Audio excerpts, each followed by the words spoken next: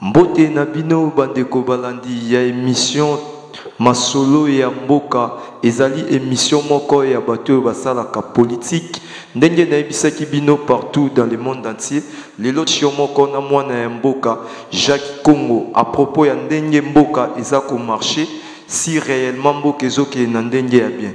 Bonjour Jacques Congo. Bonjour Ndeko Yves Trombo. Na ebité message nini oelbiso na émission lelo. Oui, message des alliés pour la mission de l'autre, le mambo mboka, mambo etali politique, ndenge mboka ezali kotambolela, nde tolingi to la kisabandeko, moi ba défaillance pe to fungola misu na bisika mususu. Ndeko Jacques Congo, ba mboka bazali kolanda, nitoye basoki ozali ba politique ya parti nini. Oui, nazali muta parti politique mon côté.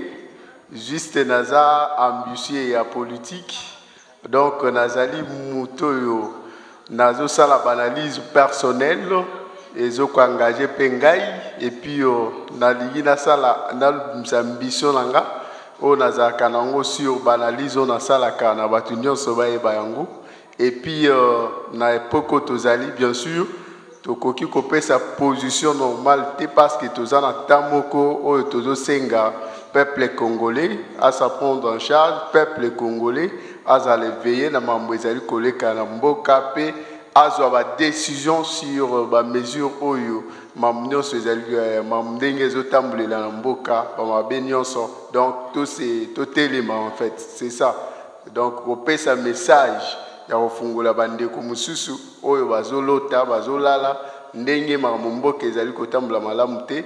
Biso tozomona na bisika tozali tant que analyste de ma part na lingi na contribuer na kobakisa message o ezali kat na nzela toujours na ndenge na uta ekoloba na émission o uta koleka qui faut soutenir message o ezali liboso na biso ya lobby lundi donc message ezali que peuple congolais sikazali esengeli atelema abundela mboka na ye. Ndeko Jean qui nous vanda kana mikili balobaki marche ekozala les 5 bino awa na Kinshasa pe na Congo pour prévenir et ça mamokoni. Bon en fait marche ya ba combattant ba ndeko na biso ba résistant oyo bazana bolinga mboka lobi elekaki ba oyo bazala connecté na YouTube ba monaki ndenge marche se déroulaki mobilisation et salamaki makasi na niveau ya poto et bandaki na porte de Namur. Nazaki vraiment en direct connecté na bande comme sous ya poto la landaki yango et se déroulaki vraiment impeccable na félicité dans nos ba combattants ba congolais ba diaspora esika nyonso bazwami ba longonia vraiment ba kende liboso idewana ba longola yango te na yango na mona mobilisation bosala lobby ezalaki vraiment moins par rapport ya ndenge ba communication bande kolekela ngala lingi lobby. Alors, ils ont la moine ndenge bobimaki lobby pe bo bakisa mobilisation wana mutu nyonso azala na balabala to revendiquer droit na biso to telema pona ko botola eloko ezali ya biso mabele na biso. Mwana mboka Jacques Congo oyebi fumu ya bwala André Kimbuta est-ce que bosengi permission pour que bo sala marche wana? Oui, na moment tozali ezali moment moko te oyo toko senga nzela. Pour na nini to senga nzela te to biso tozali bakole loko to pesa ki bango garantie ya pouvoir o bango bazali ko rene nango na pouvoir o to pesa ki bango bazo reconnaître biso to pesi pouvoir te bazo wela intérêt na bango personnel pour que ba koma de plus en plus riche pourquoi pour appauvrir biso peuple congolais to pesi bango pouvoir o bazana yango na yango ngala za mkolo loko quand même donc population za mkolo loko apese loko na yo gerango apese loko na fotala ngo eloko na soko zotala ngo malamu te esengeli osanya ya osengo nzela mambo osenga nzela zate biso nde to na ordre maintenant ya ko revendiquer pe roboto la pouvoir to pesa yibango. Oyebi ke peuple congolais déjà asilisa makambo ya kozwa pouvoir na makila eloko yo zali koluka seke bokomi na besoin makila etanga na mboka mingi pe lokola yo baya na ba TV balobaka ndenge ozoloba ntango baproposa bango baposte makambo nyonso alobaki avant esalama nango te elekana esika moko te mais yo obandi ko revendiquer pour na ba droit et peuple congolais. Ceux qui ba benyo ba proposer au poste. Est-ce que ndeko Jacques Congo yo lobande ngozoloba? Ngai bon en fait nazali muto batu ba ebina luté, ba ebi ngai nazo sala te, ba ebi pourquoi pas position oyo nga na bimisi pona nini. Tant on a obimisa position na moment où ezali crucial, cela veut dire n'appliquer vinanga en danger. Nandimi kozala vraiment victime ya nyonso koya mais pona mboka oyo bakoko mabele na biso batiki la biso. Ngai côté ya je ne pense pas na botama vraiment na ndengo na botama nango décision na botama nango ezali que ceux qui n'a eu décision na engagé na décision voilà fona ke na aussi na suka. Je ne crois pas qui s'agit à oya corrompre nga pona mabele bateka mabele te. Imagine toi ceux qui les na te qui mabele so na kufi ba kundanga wapi. Donc na ozange sika ya kukunda. Donc malamu nazanga mbongo mais sika kukunde zanga te. Donc ma belle bate kangote, et ma belle abako na biso, tout faut te défendre en réellement. Donc toi na tant wana te que non ma corruption so gindenge ni nekoya que non na la corrompu na kota la partie politique moko na ebse que au départ na la partie politique te, je n'en fais même pas partie, il y a des propositions il y a aussi des gens qui négocient avec moi par rapport à mes idées, mais na s'intéresser à la partie politique moko te. D'ailleurs Nazala qui n'a habité sur âge ni on a créé qui parti dans l'Aïe, dans le bas qui on a cobimé un jour, mais ce n'est pas avec ce gouvernement, ce n'est pas avec cette politique d'aujourd'hui, mais juste avec la politique d'où nous allons libérer le pays demain. Et lorsqu'on tiendra à libérer le pays, voilà ces moments où on s'est lancé peut-être nous va aider par rapport à la création d'un parti politique et Rosala Yangaï. Moi, Namboka Jacques Congo, lelo yozolo baboui. Ba marche et salami et belé na kati ya ville ya Kinshasa. Mais tozomona réalité moroté. Est-ce que marche au bosala lobinde et quoi pousser que batuba na pouvoir balongwa na pouvoir ou bien den. Lobby ezali marchité, il fallait simplifier les choses. Lobby ezali soulèvement populaire, c'est-à-dire et loko basango bakosa biso, amon ba terme ba utiliser ceux qui va lobby yango pour que biso tous à la concert non bateau baza pour biso mais l'application dans est à la raté donc population à se prendre en charge donc lobby ezali marchité ezali population de azoko sa prendre en charge soulèvement populaire yako bengana banguna ba rwandais au baza mbokezo occupé ba lo belangote c'est le terme le mot que nous entendons ba politique na biso ba biso baso biso mboka eza na sous contrôle eza boye baso changer ba terme qui nous disent que mboka eza occupé maintenant c'est cette occupation au biso tolingi to chasser pour que tout son mboka na biso et comme biso la gérance na biso et voilà donc eza marchité ezali soulèvement populaire autozali ko sala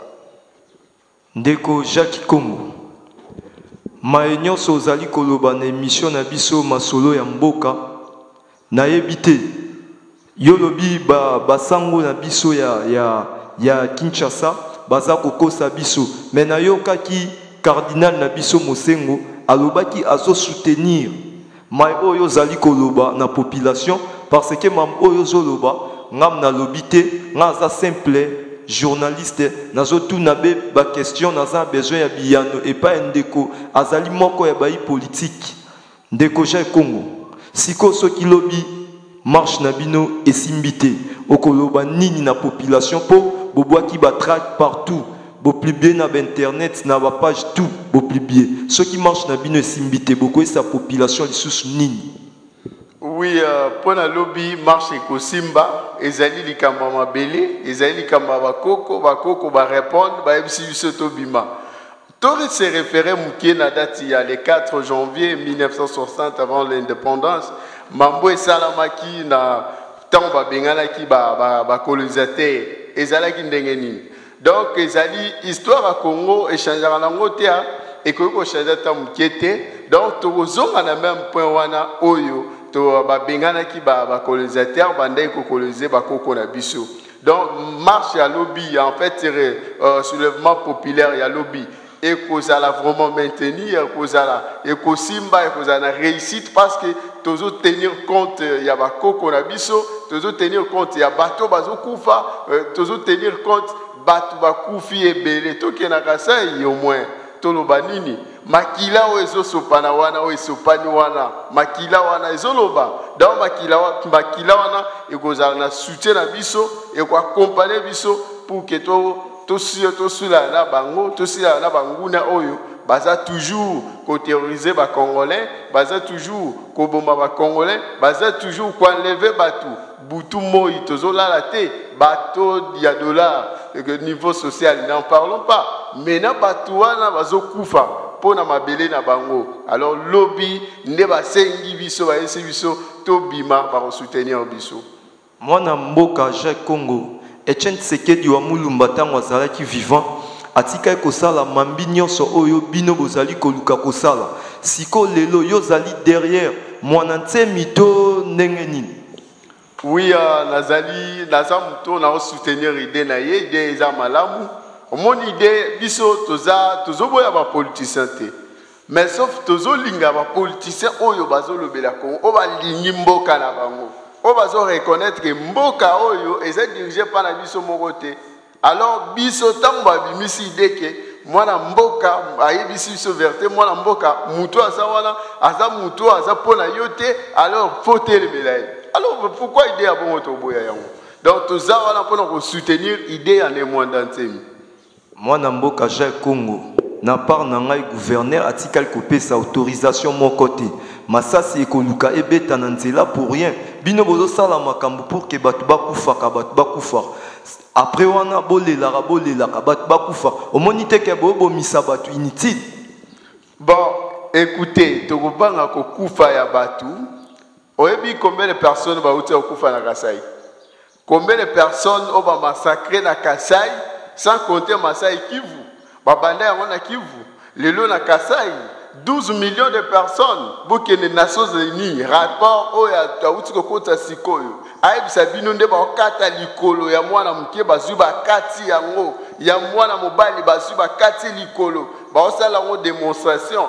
Est-ce que batouana bazo kufa to ba kufa te na 12 millions ba kufi déjà na ba otozali est-ce que toza sur biso ceux qui tosali revendication te to tikeli bango pouvoir to kufa te donc on est dans le même chemin que biso après avoir kobomakasa ini nezangi lelo e bandaki na Bugana nini na Bukavu et na Kasai lobi boyoka na bandundu et pourquoi pas ekoma na Kinshasa donc biso ceux qui tokanyi misu tolobi ke tozobanga kaka ceux qui te tokokufa on va toujours mourir mutapeli malaria lobi akufi donc bongo yozobanga pour ko revendiquer droit na yo pona mboka passe ezomona na mboka obino na okufa suka eza wapi bao bakufi déjà esengeli biso ba oto tikali siko to telema to lingali sute 12 millions babakisa lisusu fois 2 ou fois 3 voilà mwana mboka Jacques Congo yo ozali na bandeko na yo bazali na mboka ya mikili ozali kobenga bana baninga o ba innocent barobima na marche ya lobby bakokufa bafarmi na bango ekozanga bango. Pourquoi bolingira ba marche? Pourquoi ba marche? Parce que tous l'élection yo pe ozali moko ya bayi politique okoyisa biso soki élection ko salama ute ndenge bomo na batu ya pouvoir ndenge ba mema makambo. Oui ndeko journaliste tous à la batu. C'est pourquoi ces points biso ba congolais bazo manipuler biso. Élection en 2006 ezalaki. Ezalaki. Est-ce que ba voter nani?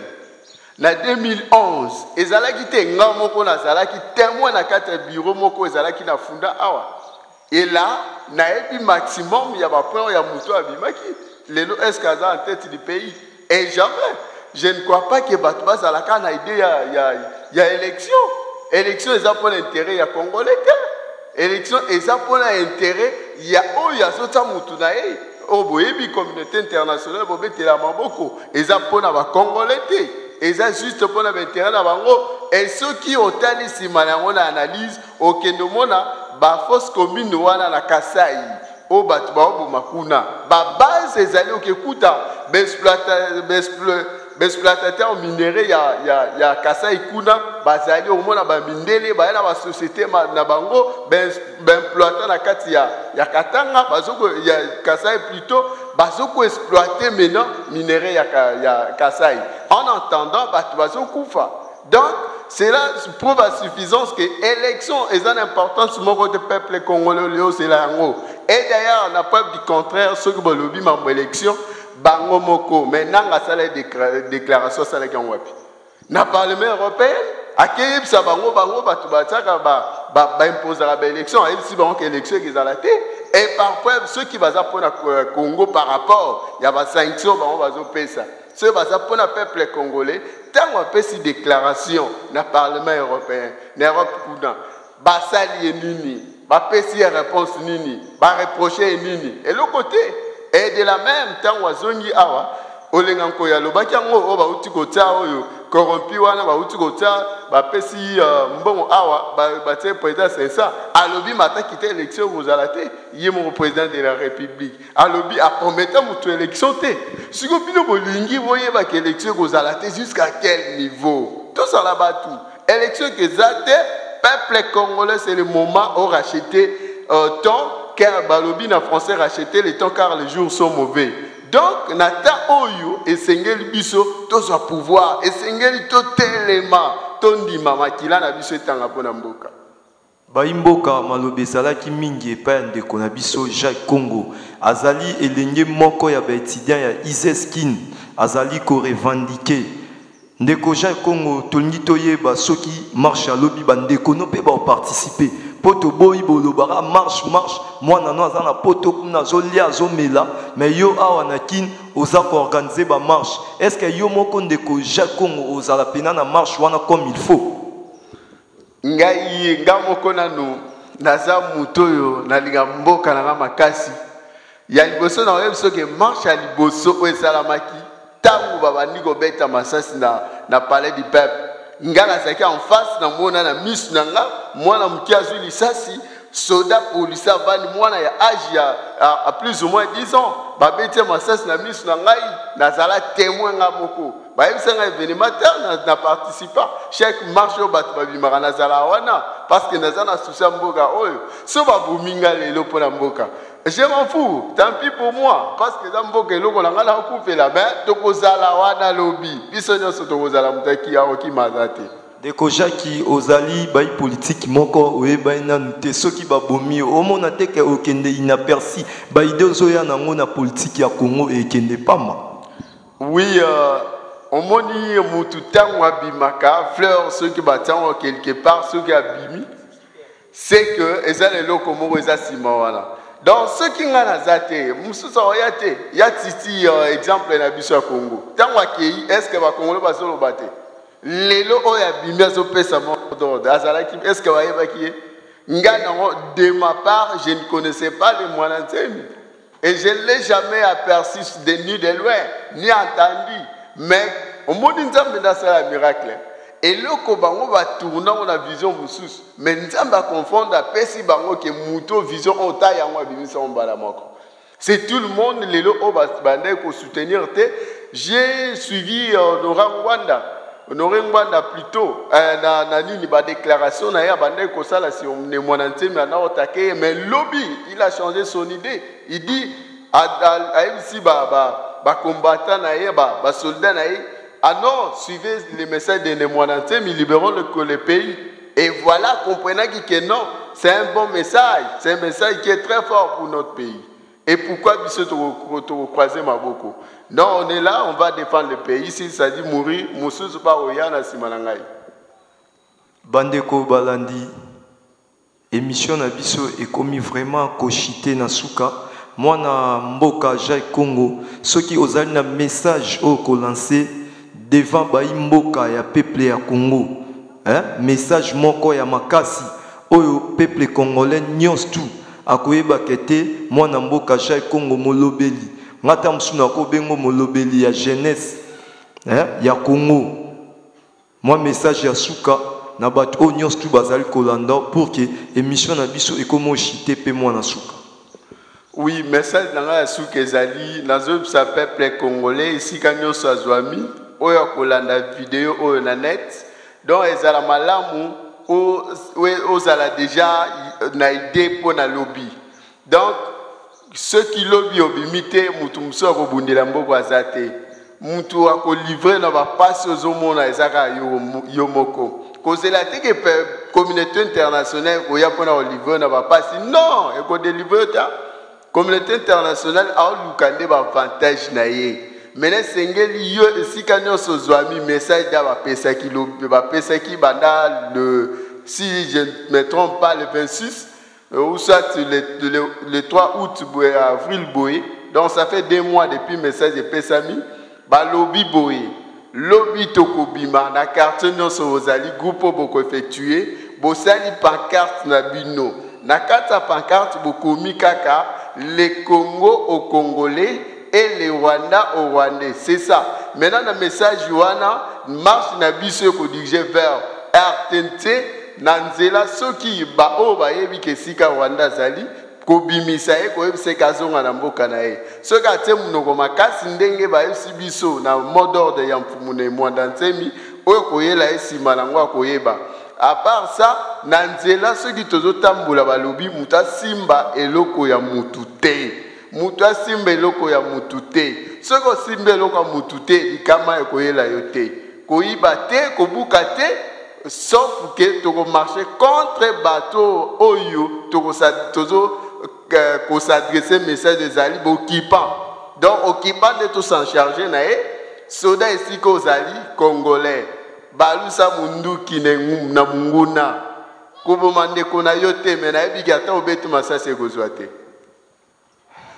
bandeko balandi bozala vraiment ebele liboso ya ba poste téléviseur na bino bobande kolanda émission masolo ya mboka ngai ndeko na bino journaliste Yves Lomame nayaki kokutana na ndeko Jacques Congo moko ya ba étudiant ya Iseskin tant que molobeli ya jeunesse congolaise. Émission na biso ekutani tokutani mbala sima émission na biso ekomi na suka numéro na biso ya contact ezali 089 61 87 509 yo député ministre n'importe quel mutu au contacter biso tokoya tosala émission Orlando partout na monde entier tokutani bongo mbala sima na mikolo ekoya.